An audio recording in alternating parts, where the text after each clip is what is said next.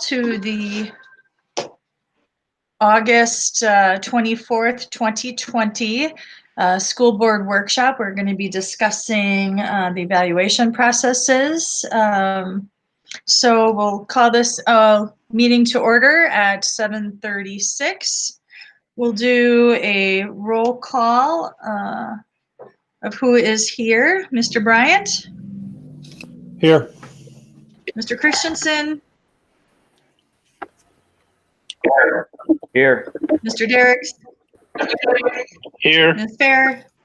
Here. Ms. Jones? Present. Ms. Tower? And Chair is here. So we are all present for the board workshop.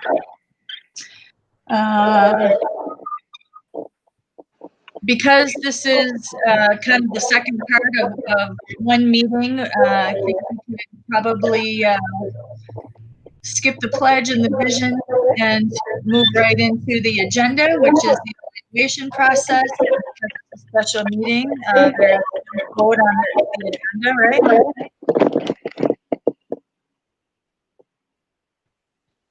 Thank you. Pam, I'm not sure if you can hear me or not.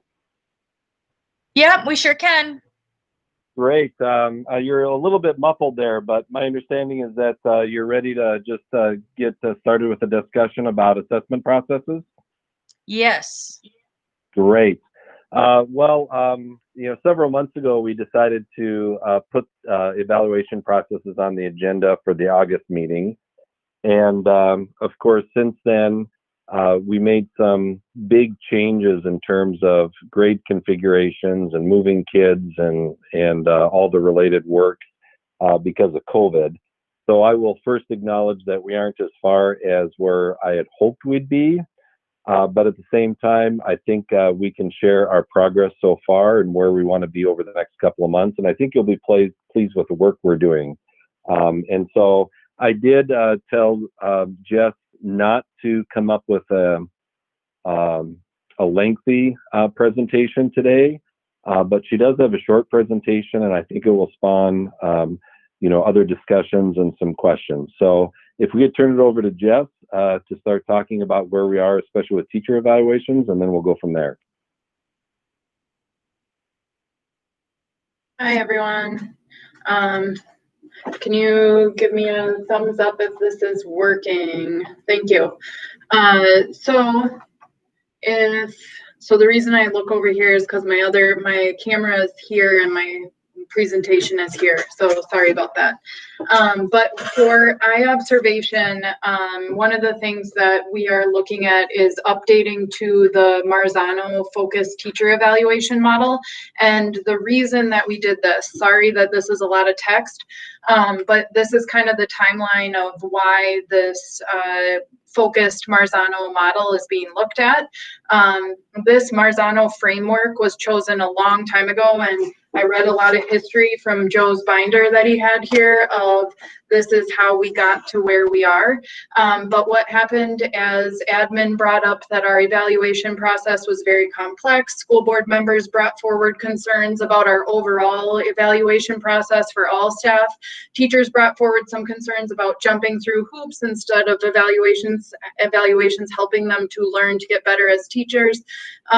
We researched other models and talked to other directors and teaching to learning departments to say what they used. George brought up some of the models that they used, and then what ended up happening is that we also talked to eye observation and brought up these concerns that we had. And what they came back to us with is, it sounds like you need to update what you're doing. It sounds like you are in the 2014 model. It sounds like we listened to a lot of different districts that were having the same issue as you, and we have the 2017 version, which is our updated version. And what that does is it also provides an evaluation tool for all staff, which is one of the only teacher evaluation models that does both. So that was a big selling point for Karsten, as well as he's looking into the evaluation model for all staff. And we brought that to our directors to ask them their input on, is this something you could utilize? And one thing they do really well, I'll use Brent Lexfold as an example, is he already has an evaluation model for his staff that can be built directly into this program. And also so that it can be streamlined across the board and can give information back in real time. So what happened then is we decided to say, for this year, let's update because the described evaluation model met the needs of all parties here, meaning we wanted it streamlined, it gives fast feedback, and it also is simpler for administrators to utilize and be able to use it as a tool instead of a hoop. So what happened is, first, the Marzano Framework used to have about 60 elements. Now it's focused down to 23 to simplify this for students, or for our teachers, our staff, and also for our administrators to be able to really streamline and focus our feedback. Each element correlates to increased student achievement. It supports the transition to standards-based grading that our elementary is in at this point. And then it connects evaluation directly to the district's initiatives, meaning our educational plan. We can connect that directly to what we're doing in teacher evaluation. And then it just fit directly into our plan with aligning to SEL and equity and access. As we keep going, it is very research evidence and research based. It is principal and teacher friendly. It was almost like they were reading our minds. Part of that is probably that every district came back to them and said, this is our issue with it, and then they fixed it. So what we would be doing now is to update to that Marzano focused teacher evaluation model to try it for this year to make sure that it does meet the needs of everyone. But this is a simpler update than trying to revamp our entire evaluation process, because that is a long process of everyone involved. As far as our teacher union signed off on the Marzano framework already, our teachers were a part of that decision. We had administrators, Karsten, there was a long process to choose the Marzano framework. So what we are deciding is to say, let's update and see if that streamlines our process. And then we need to provide professional development to our district admin team, which we can do when they have a chance to breathe a little bit. As far as COVID, once the school year gets off and running, we have that in the queue. And then we will provide professional development for staff. Existing staff, they have a professional development called Making the Transition, where you go from the 2014 to the 2017 version. And then new staff would get an intro and overview. So that's a very brief of where we are at. But I think that as I looked into and talked to other districts, I think we have made the a correct choice for this year. And then to reevaluate, just like we always do, to say, like, did this meet the needs of the original concerns? So I can stop sharing my screen here and then answer any questions, or Karsten could also answer any questions about what the district admin and directors had to say too about it.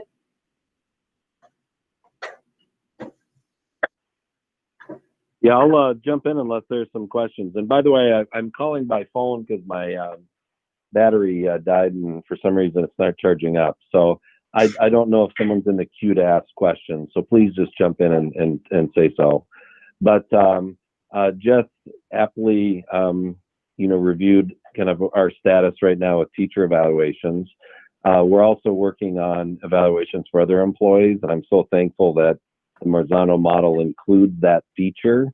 We have not used it yet, so I'm gonna refrain from judgment until we actually use the model, with the evaluation forms that we want to create. But my assessment of the non-teaching evaluation forms is that, well, one concern is that our evaluation forms are not tied directly to our position descriptions. And I think that would be an important link to make. Second, I think they're they're all very different from one another, and some of the components in some are very well done, and then in other positions, maybe a different feature is well done, but not in other ways. It's kind of all over the board. And then finally, one thing that I've noticed is that we really don't focus on any key competencies, either knowledge or skills, that really a lot of employees or perhaps all employees should share. So, for example, one competency or skill would be service to others. And this is something Mike Christensen has hammered home for at least 10 years since I've been on the board, is that we need to provide good customer service or good service to others. And that should be first and foremost in all of our position descriptions and in our evaluation forms, so we can encourage people to do that.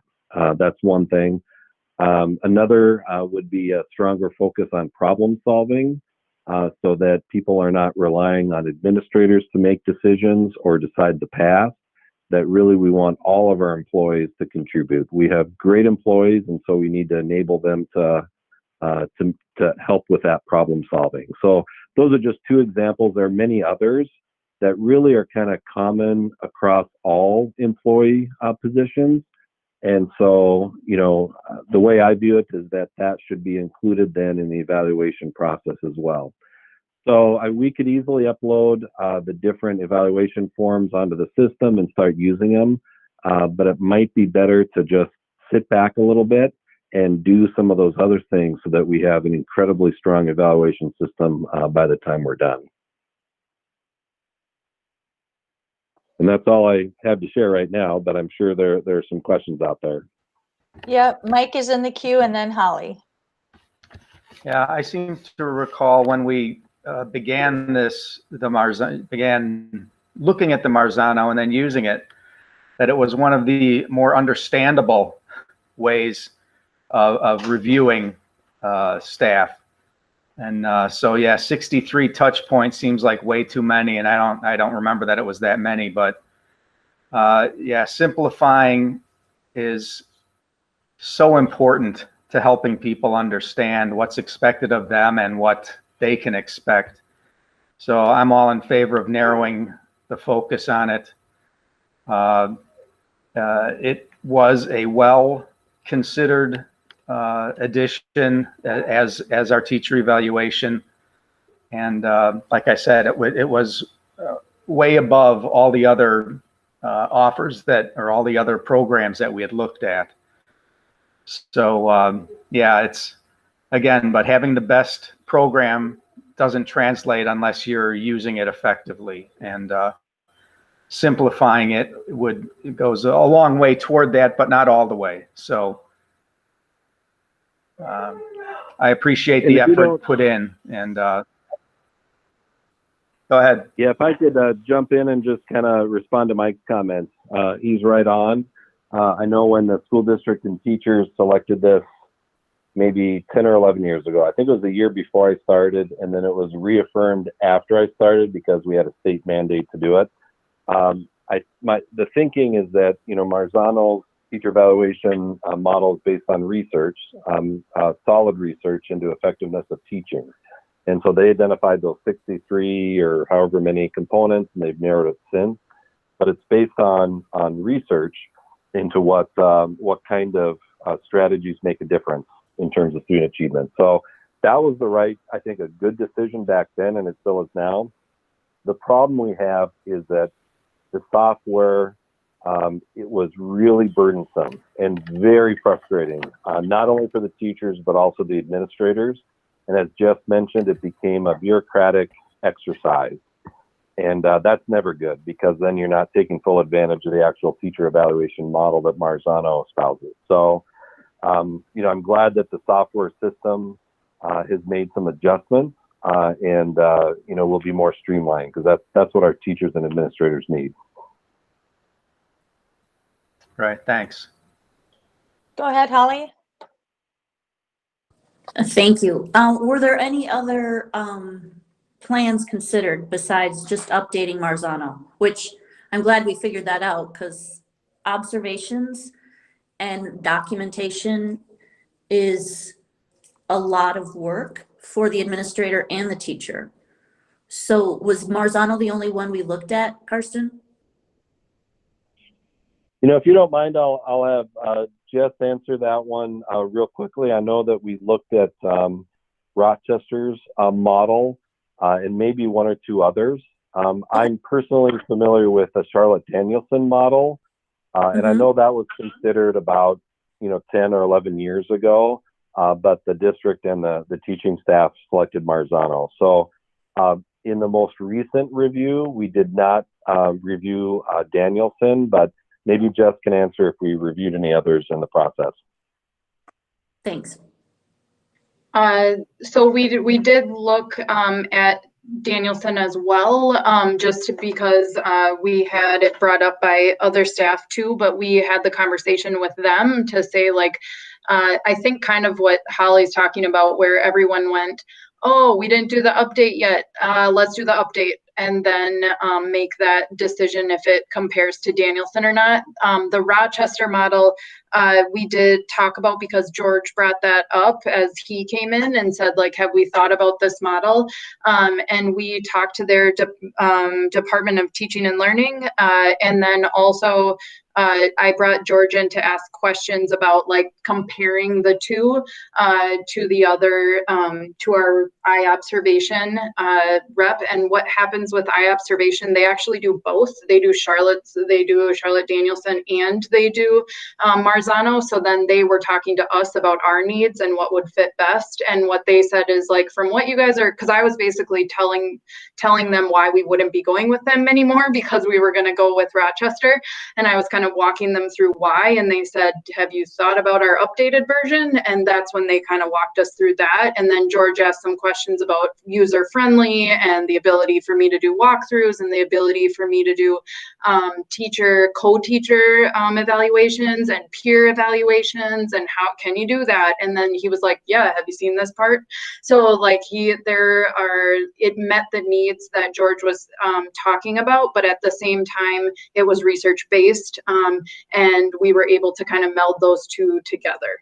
So I think that one of the reasons, so a lot of different things were considered. I think in the end, what we decided was, let's see if, because that group of people decided on Marzano and they spent so much time in that already, let's see if the update meets our needs. And if it doesn't, then we'll come back around and have that conversation in a fuller way.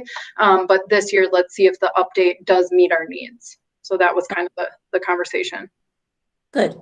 How much is it? Well, the continued, the update. Oh, the update is, that one is only about professional development. And then that professional development is like $800 for us to do it as an admin team. If we do it together, or if we do it with new teachers, it is 35 people per 35 people is 1,500. So just admin is 800, but if you add teachers that have never been in the system before, it's 3,500. No, sorry, 35 people. So that'll cover all of our new staff. Yeah, no, you got it right. I got wrong. 1,500 people, and it's how much? 1,500. 15. Okay. Yep. And then the making the transition, they supposedly will give us a deal on that because we're making the transition. But I would say that one of the things that I was concerned about is that it is expensive, but also what I looked at with the other model is, like, kind of what the Rochester people told us is, like, you are getting what you pay for, and you're already within that model right now. And so, like, if it's only the update that you're doing, to maybe go forward with that to see what, and then she, I forget her name, but George I was talking to her on the phone, and she said, like, then you can come back to me and we can work through, like, what ours offers versus what yours offers, so that we can track if it's worth it. Okay, so that's an extra, and I strongly encourage you to do the $1,500 to get the new teachers onboarded. If that's something that we're not doing, I strongly encourage you to do it, because all the help teachers can get, Mhm. especially with a linear focus Mhm. outside of anecdotal. And Mhm. so what is the cost for it then for the year to have the license? Karsten, can you tell me what that is? Because that's a yearly. Or Jackie. You know, I don't recall offhand. I know that we incorporated it into our budget, but I would hate to say a number that's completely wrong. Can you give me a So I'm ballpark? sorry, I don't know. Oh, I'm going to say, and again, don't quote me on this, but somewhere between 10 and 20,000 bucks a year. Wow. Can you give the number back to us when you find out, Sure. Karsten? Yeah, I can. I'll send a message, or Jeff, could you send a message to Jackie and just ask for kind of a full accounting of the cost of the Marzano model and the associated software? Yes.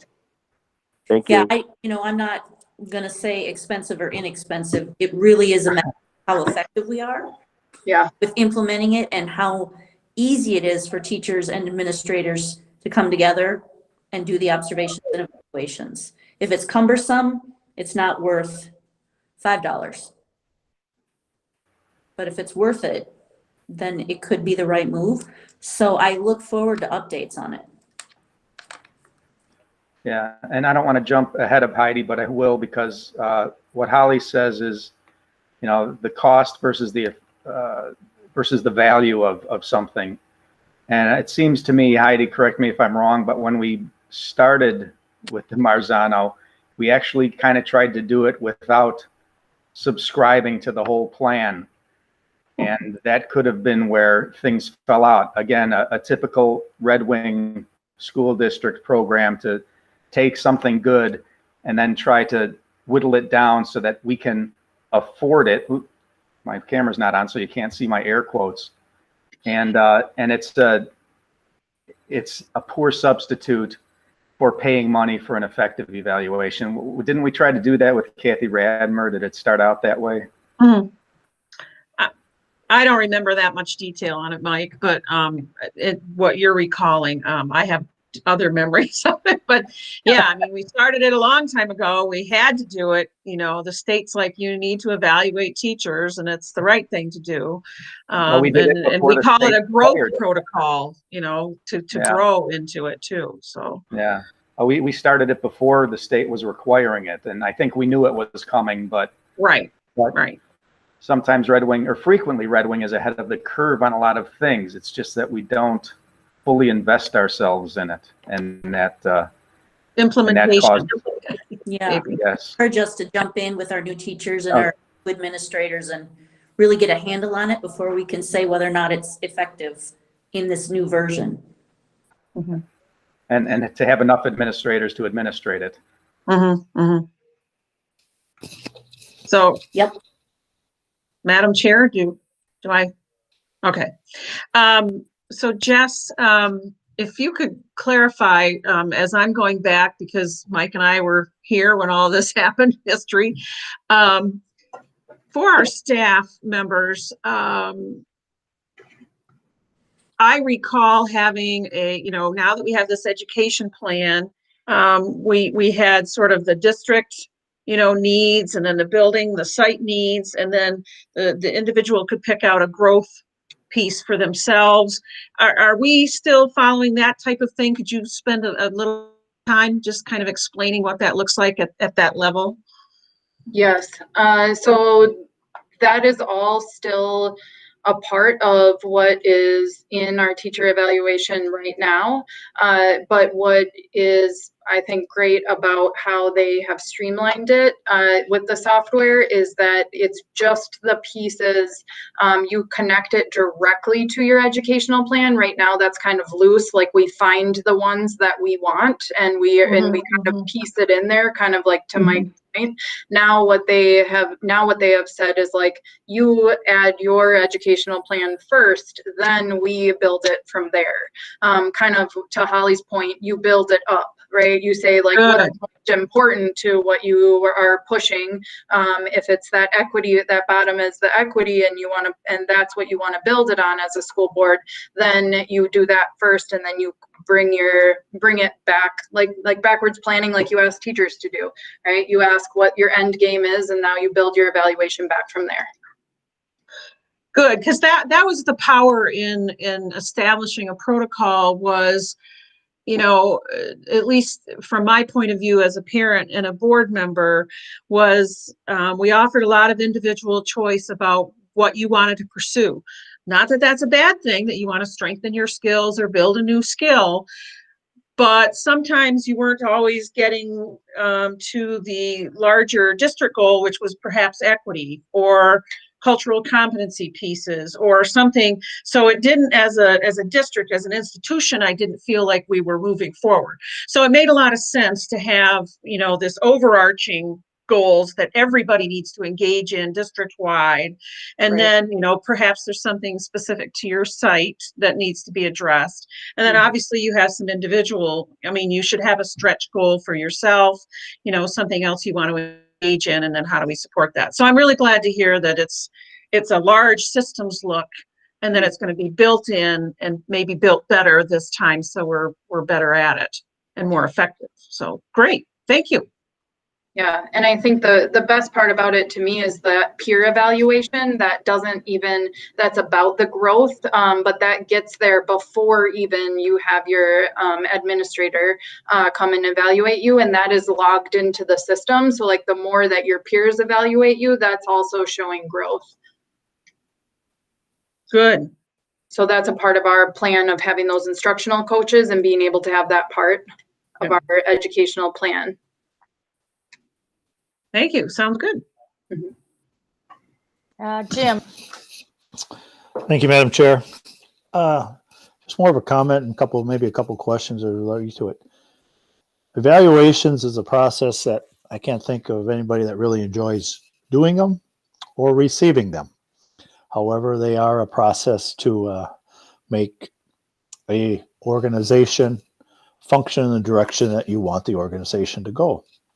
And so to make it simple is probably a key, but concise and to the point. And then you need to follow up with, if you need to do some follow up on something that has come up, you need to have a plan in place for that. And maybe Marzano's does that. I'm not that familiar with it.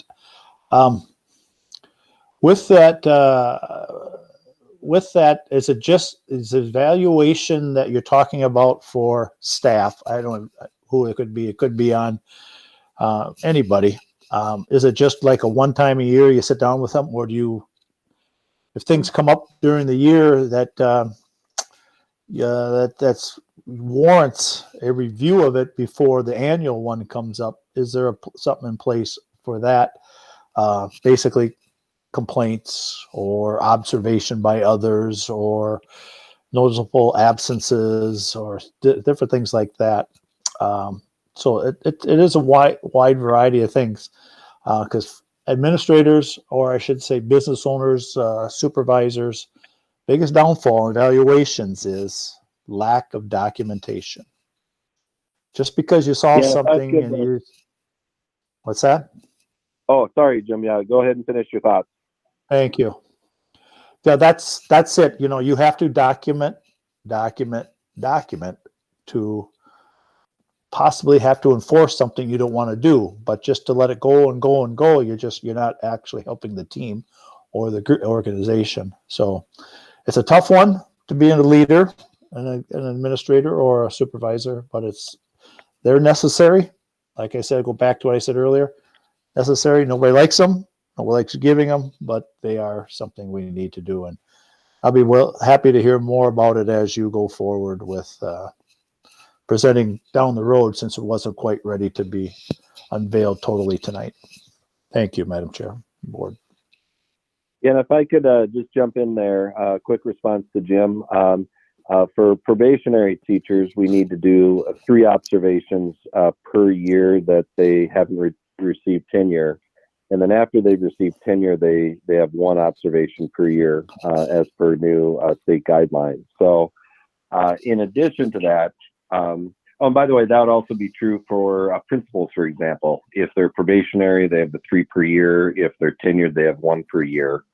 In addition to that, if there's a particular concern or investigation of complaints related to the performance of a teacher or an administrator, really anyone else, and that can either trigger, well, first it would trigger a review that could lead to an additional evaluation, or perhaps a statement of findings and disciplinary letters. So I kind of view the complaint process as different than the evaluation process, while being, obviously connected.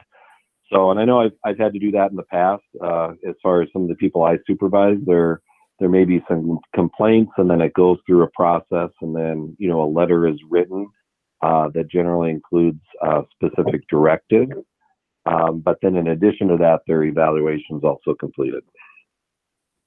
Yeah, and I didn't mean to sound like you have to go do evaluations every time you get a complaint. But my point is, if you get something and it's substantiated or something that's concerning, just talking to them without documenting anything doesn't help anybody in the process. So hopefully we'll come up with a better process, better documentation to help. What we're really here for is to teach the kids, for the children to Right. get a solid education. And we want everybody to best, but unfortunately, things do come up that need to be addressed, and that's where management fails in many cases, by not documenting things that happens, so you can have a pattern and a trail or something to follow down the road in case you do need to do something, which we hope we don't have to do. But if you do, you want to be prepared to do it right. Yeah, we need to take concerns and complaints seriously. We need to investigate, document, and then follow up. I completely agree. Thank you. Heidi. First, I'd offer the chance for another board member to speak, since I've already spoken once. I just wanted to be in the line because I did have something to say. So, no takers. Okay. I value this work. Obviously, the district's invested in this. I like the idea that we don't have to rebuild. We just have an update. We can, look at this hard and extend it to other employees. But I also want to give our administration some grace during this time, because as I reflect over the last few months, we've reconfigured schools, changed schedules, added a new curriculum this fall. Transportation has changed, special ed has changed, food service has changed. And so I just want to be mindful of the priorities that we have to march through in order to carry out this year. And I want this work to continue, but I also want our administration to not feel under pressure that this needs to be, all done and packaged up with a red bow, in 6 weeks or 8 weeks. So I just, like I say, wanted to be mindful of the tremendous amount of work and the systems changes and challenges that we have yet to march through as we open up for a school year. So I hope this work continues, but like I said, I want to give our administration some grace. That's just how I personally see it, after all the tremendous amount of work and pressure that our staff have been under. So thank you for even getting to this point tonight. I really appreciate it. I hope we move forward, but I want our folks to have some grace here in this tough situation overall with school reopening. That's all. Thank you, Heidi. Holly. Yeah, thanks. I hear what you're saying, Heidi, but there's also things that have to get done. So some of the things that we've expected them to do, I think, are so far and above beyond protocol and expectations that asking for grace on something that is, has to get done is, I think, it's confusing, because there are some things that have to get done. What we've asked them to do by going above and beyond and reconfiguring everything, that was a choice that was made by the board. So how we give grace or what we give grace to, I would disagree with you on that. So I just wanted to say, it's not that I don't appreciate what the administrators are up against and what the teachers are up against, but I don't necessarily know what you meant by the word grace, maybe.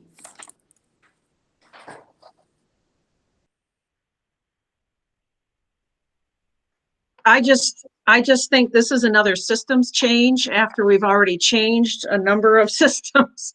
And I just want to give folks some breathing room here. I'm not saying stop the work. I just think, where do we put this and all the other priorities that have happened? And I certainly want to, on the positive side, recognize that a tremendous amount of work has been done. But we're talking about another systems change, and I'm a little concerned about how the work, the pressure to deliver. We haven't even been to we haven't gotten to reopening yet. So that's another big, challenge to get there. I just want to appropriately balance the workload of our whole institution.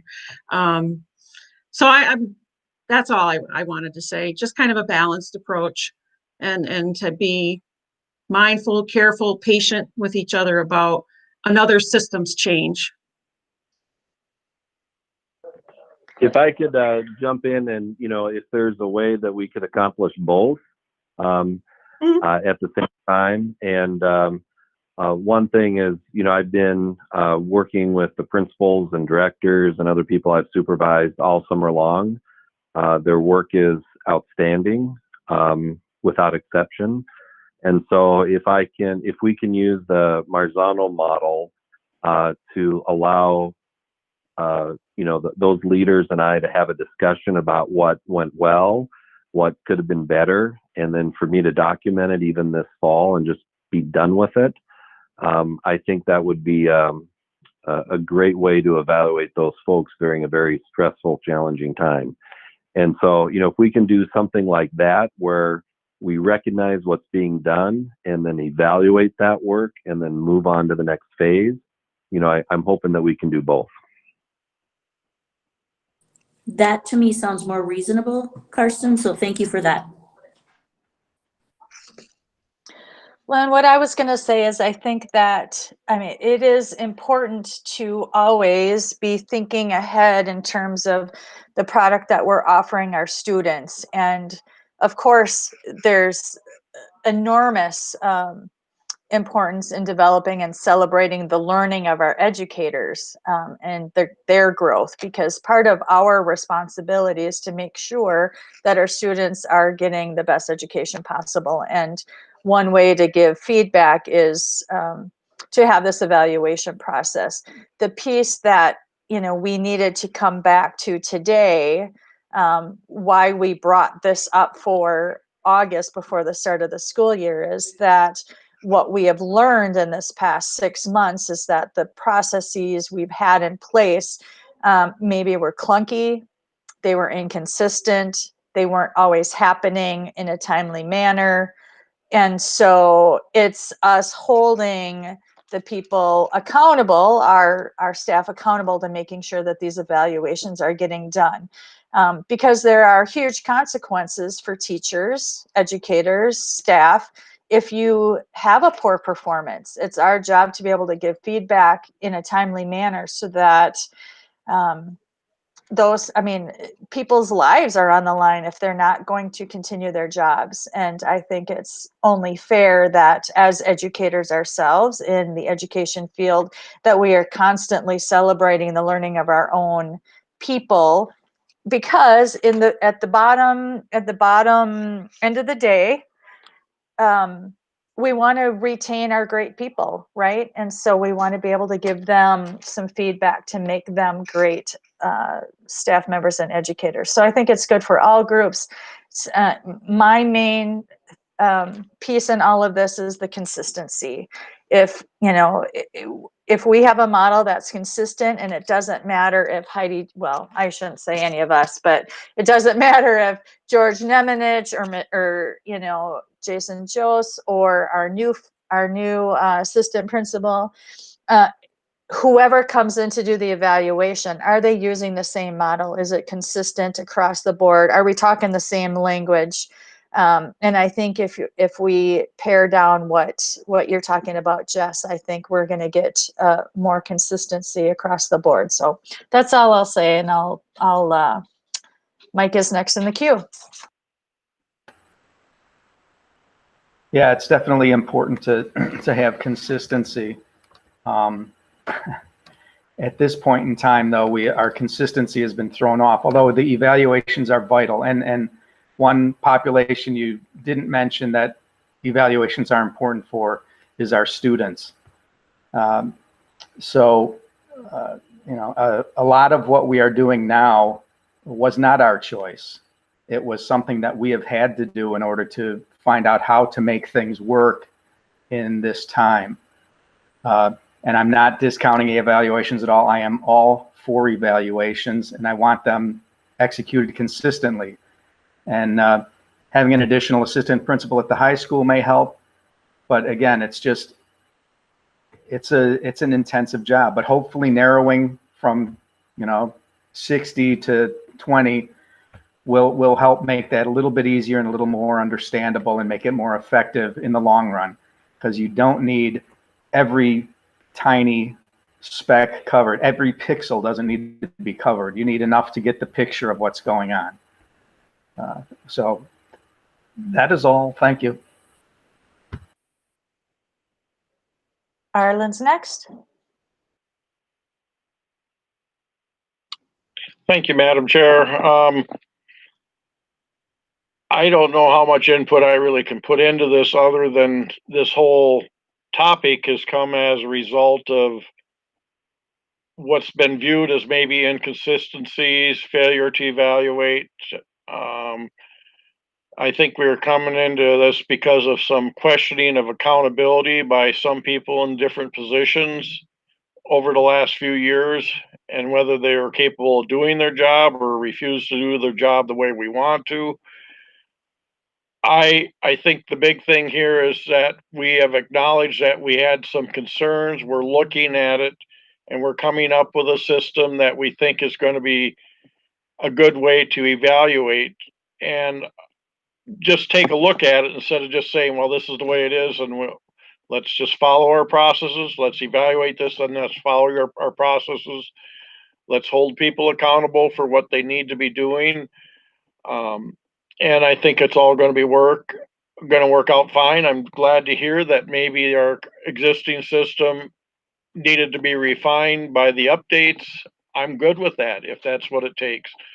But I do think people need to be held accountable to do what they're hired to do. And if they're ineffective in that position, then we need to take action to correct the situation. And we've I don't want to go in specifics, but I think everybody knows some of the things we've encountered over the past couple of years. And so I'm good with it. We can get in a lot of discussion what should be in this plan, how do we evaluate. Some people want to do it based on test scores, MCAs, or whatever it might be. I want our staff, my standards maybe aren't there. We need to teach our kids, but we need to create, first and foremost, we need to focus on making good citizens and stressing the importance of being good citizens. That's where I'm coming from, and that's probably not where everybody else is. They want to measure our test scores. So be it if that's what we are. But I think just acknowledging that we've had some issues, we've looked at what we had, we found some things that might work better. I'm good with it, and I will support whatever our administration comes up because I know they have looked at it now. And thank you.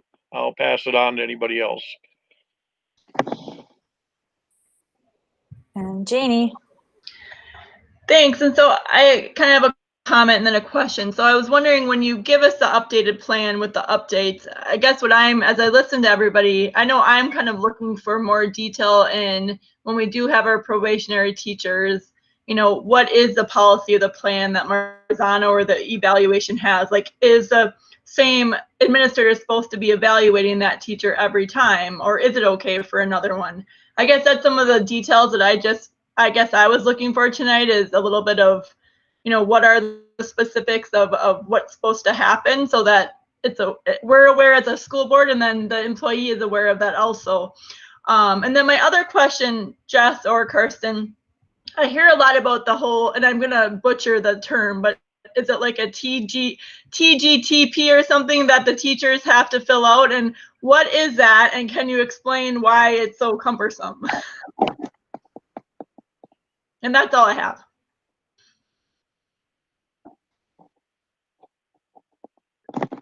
I'll jump in because I'm still not sure what the acronym is. I think it's teacher TPGP. I knew from the onset that when you have an acronym you can't remember or pronounce, that there'd be some issues, and sure enough there is. So the TPGP is kind of the framework or the document that teachers fill out that includes goals for the year, what they're going to do to fulfill those goals, and a bunch of other information. And that's at least one of the documents that's filled out before the evaluation year starts. And then there are the 3 evaluations for the probationary teachers that take place, where they evaluate themselves against what they said they were going to do. And then there's supposed to be a student achievement piece that's also weaved into that. So all of that together is the TPGP that Red Wing came up with, about 10 or 11 years ago. So as far as the actual document, Jeff could probably give, more detailed information. But I can tell from personal experience that it's really, became an exercise more than anything else. And so teachers would be given some time to review, what they want to set for themselves in terms of goals. And they're supposed to be related to the Marzano's elements of effective teaching. And then at some point in the year, there'd be the student assessment results would be shared. And then they were supposed to use those goals to come up with individual goals for the classroom. And so that would be in October. And then, the plans are approved over a month or 2 period. And then all of a sudden, we have multiple evaluations that get done in a short period of time during the busiest time of the year. So, part of the TPGP process is, I think anyway, and this is something we're going to have to talk about with the administrative team and teachers. So this is just my feeling, is that some of that we can streamline and accelerate. So, if you have a veteran teacher who does exceptional well in the classroom, we could get some of those evals done earlier in the year instead of clogging all of them up until the middle or until the winter or spring of the year. And so I think if those are the rules or expectations you're looking for, Janie, I completely agree. We need to look at them and hopefully streamline them, but we're going to have to work with teachers and administrators to figure that out. And so I'm hoping we can come back to the school board either in November or December and share where we are with the process and explain exactly what we've done differently with, kind of the full plan in place. So Carson, is TPGP something that's a Marzano-based thing, or is that something we came up all on our own with? That is a Red Wing acronym. By the way, I don't want to belittle the work that anyone has done over the last 10 years, because it was good work. But that framework is Red Wing's version of a teacher evaluation model that met the state standards for new teacher evaluations from about 10 years ago. But everyone, a tenured teacher has to do that also, right? That's not just new teachers, correct? Yeah, correct. TPGP has the framework that would be used for both probationary teachers and tenured teachers or continuing contract teachers. Thank you. And I guess for people who aren't watching the chat box, teacher growth, no, I don't even remember. Teacher professional growth plan is the TPGP. Teacher professional growth plan. Thank you very much, Holly. Go ahead, Holly.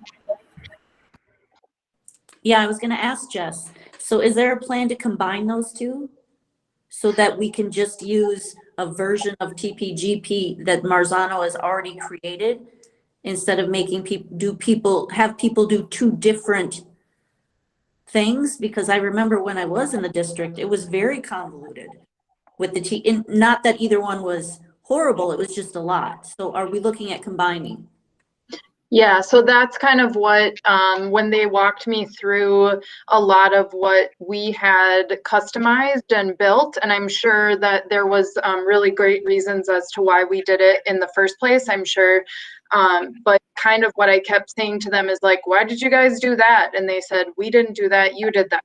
And so, and so that's where the conversations now with people as to, I'm doing a lot of research as to why that was done. So like, for instance, the number scale that we used is, instead of a 4-point scale, we used like a 58-point scale, and I don't know why. And so like there's a lot of like, there was good reasons to it then, but now we've had a lot of turnover. And so the why hasn't come along.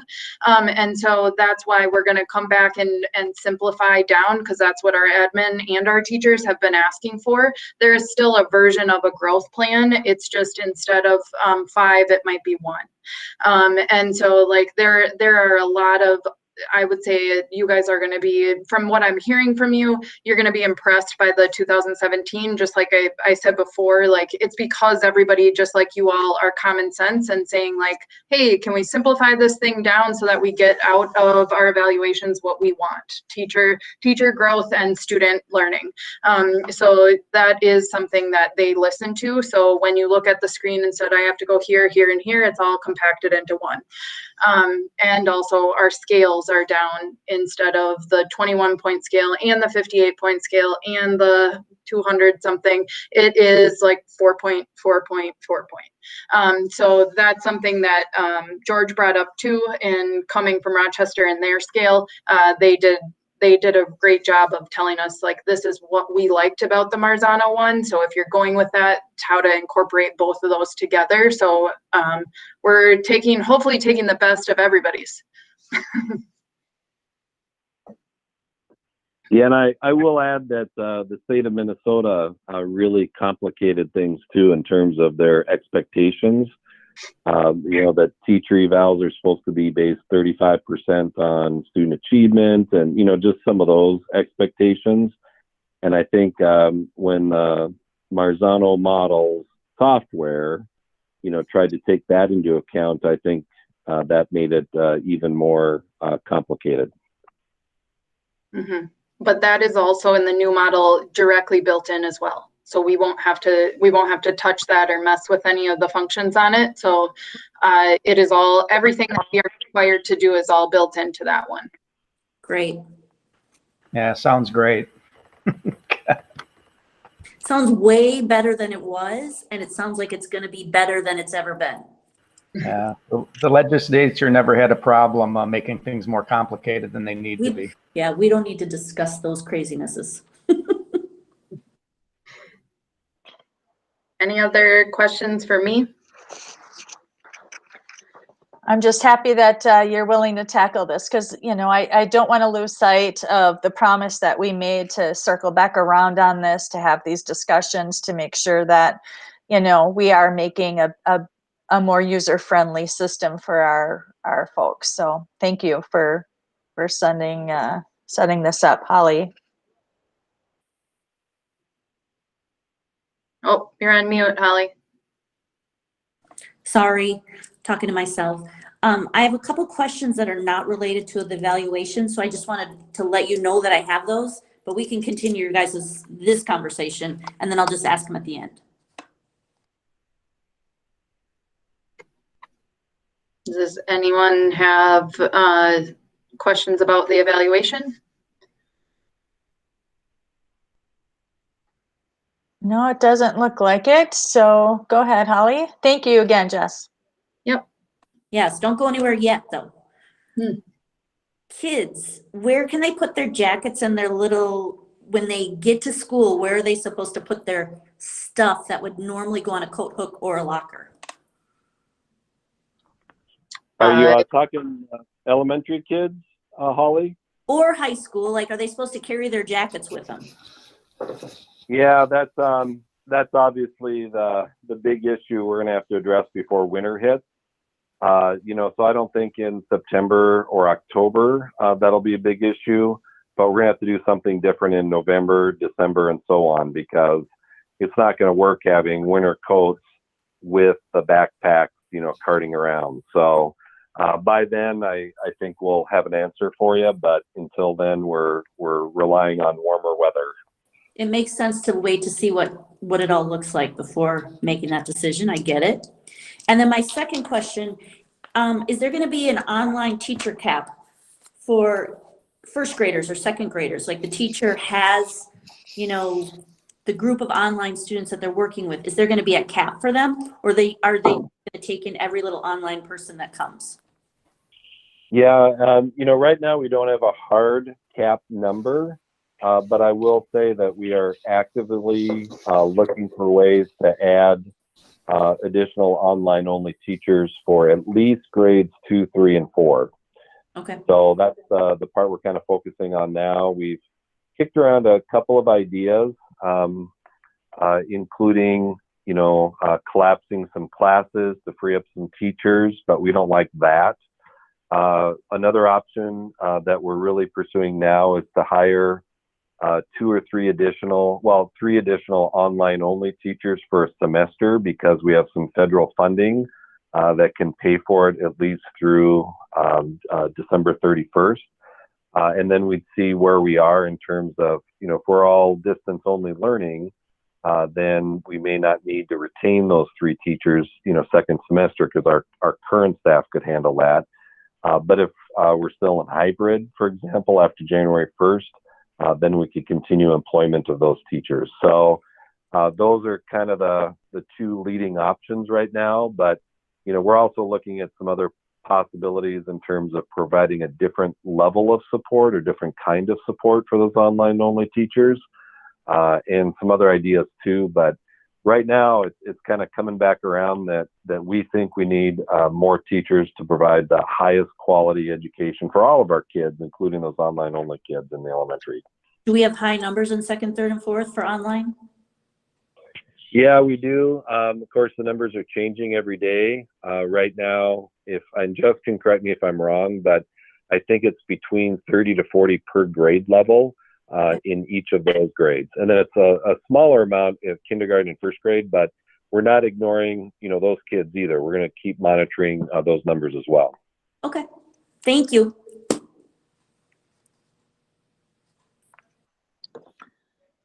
Anything else that we want to talk about in terms of evaluation processes this evening?